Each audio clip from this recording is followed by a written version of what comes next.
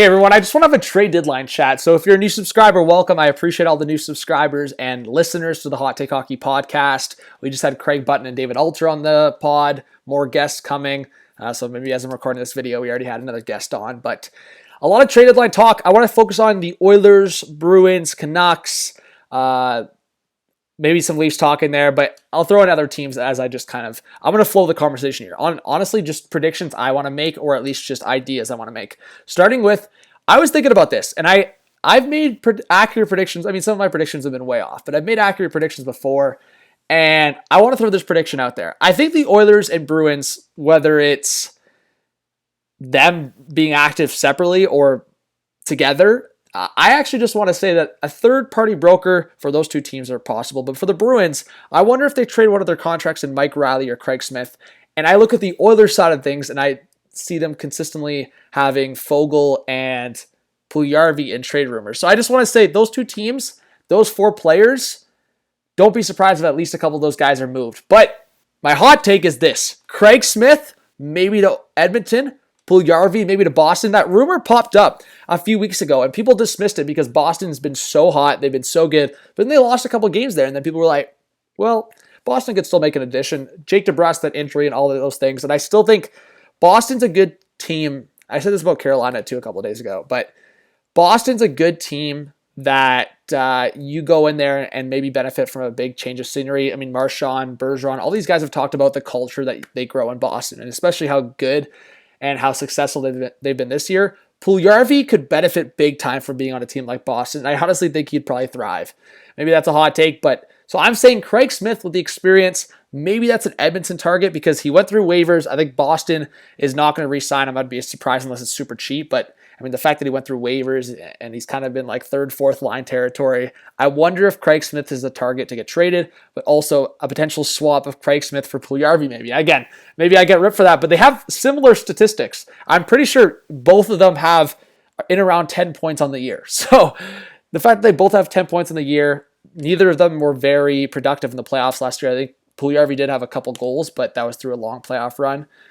So I think Puljujari, Craig Smith, those are two guys that could get moved. Mike Riley, and as I said, Warren Foegele. But I did want to talk about this tying to the Canucks as well, because the Canucks could be, I wouldn't necessarily say they're a third-party broker potential, but they're going to take on contracts. And there's other teams out there that will take on contracts, but Vancouver will be one of them. So those four names I just said, any of them could end up in a team like Vancouver. So that's the interesting part for me. But I did want to make a hot take and talking about the Toronto Maple Leafs and all this too.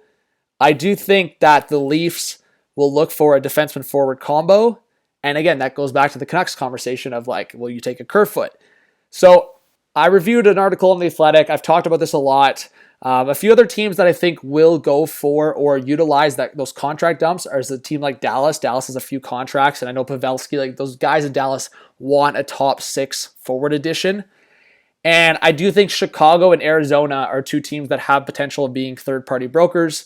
And I would look at Arizona as a team that, whether it's a Mike Riley, so Mike Riley, Arizona, and Vancouver are teams that I would look at, especially if Arizona is trying to trade Gostisbehere and even further try to trade Chychrun. So we'll see.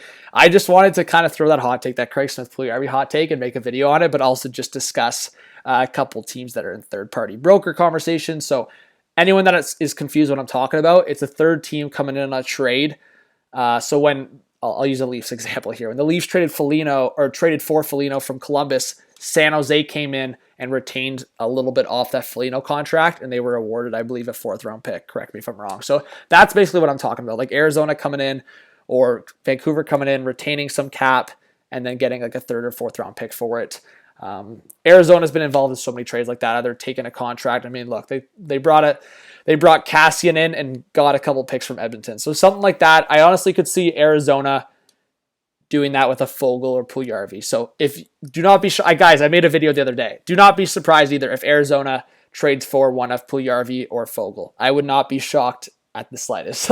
So Arizona's going to be involved in these. I did even suggest saying like, hey, maybe Nick Ritchie goes to Edmonton if they take on the Foegele and Puljujari contracts.